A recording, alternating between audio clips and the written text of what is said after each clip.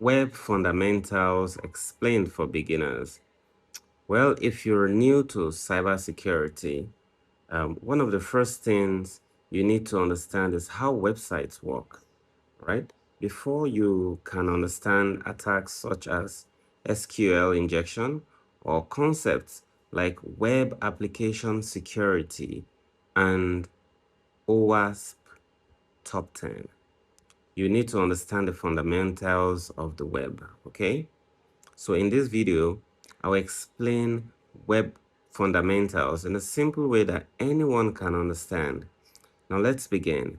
Imagine you open your browser and type a website address such as Facebook, Amazon, or Google. Within seconds, right? The website appears on your screen.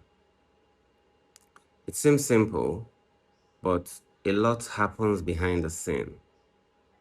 To understand the process, we need to know four important components: the browser, the web server, the web application, and the database. The browser is a software all of us know, you can use to access websites. Examples include Google Chrome, Mozilla Firefox, Microsoft Edge, and Safari. When you enter a website address, the browser sends a request asking for the web page, and the request goes to a web server.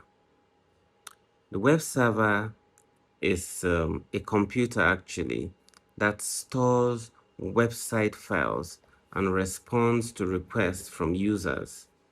You can think of it like a waiter in a restaurant. When you place an order, the waiter takes your request to the kitchen staff and brings back food. In the same way, the web server receives requests and delivers a requested web page. Next comes the web application. The web application is the logic behind the website.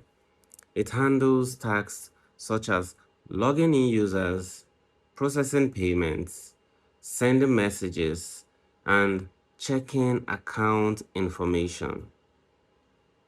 The web application is often built using programming languages such as PHP, Python, Java, JavaScript, or even C Sharp. Finally, there is the database. A database is where information is stored, like a store. For example, Facebook stores user accounts, posts, comments, messages in databases. Online stores keep product information, customer records, and other details in databases. Now think of a database as a giant digital cabinet, right? Let's look at the complete process now. When a user visits a website, the browser sends a request, okay? And the web server receives this request. The web application processes it. If information is needed, the application communicates with the database, and the database sends the information back. The web application prepares a response, the web server delivers a response, the browser displays the web page. This process happens in a split second. Right now, let's talk about the front end and back end. The front end is actually everything the user sees and interacts with. Examples include the buttons, the images you see, the menus, the forms, the text. Front-end technologies include HTML, CSS, and JavaScript. And the back end is everything happening behind the scene. Examples include user authentication, payment processing, data storage, business logic. Now, the backend communicates with the database and ensures everything works smoothly. Another important concept is HTTP and HTTPS.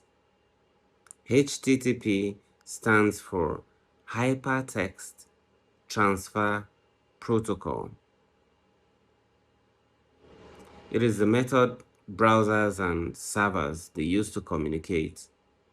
Now, HTTPS is the secure version of HTTP. And of course, obviously, S stands for secure. Now, HTTPS, it encrypts information so attackers cannot easily read sensitive data such as passwords or banking information. And that is why you should always look for the padlock, that padlock icon, right, in the browser when visiting important websites.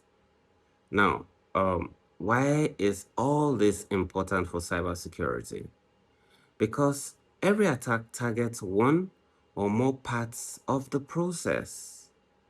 Attackers may target the browser, the web application, the server, or the database. And to defend websites, security professionals must understand how all these components work together. Let's quickly recap, right? The browser sends a request, the web server receives it, the web application processes it, and a database stores and retrieves information. The response is sent back to the browser. Now, understanding this workflow is a foundation of web security. Yes, it is. In the next video, we'll look at SQL and SQL injection, one of the most famous vulnerability, right, in web applications. Thank you for watching as usual, and see you in the next lesson.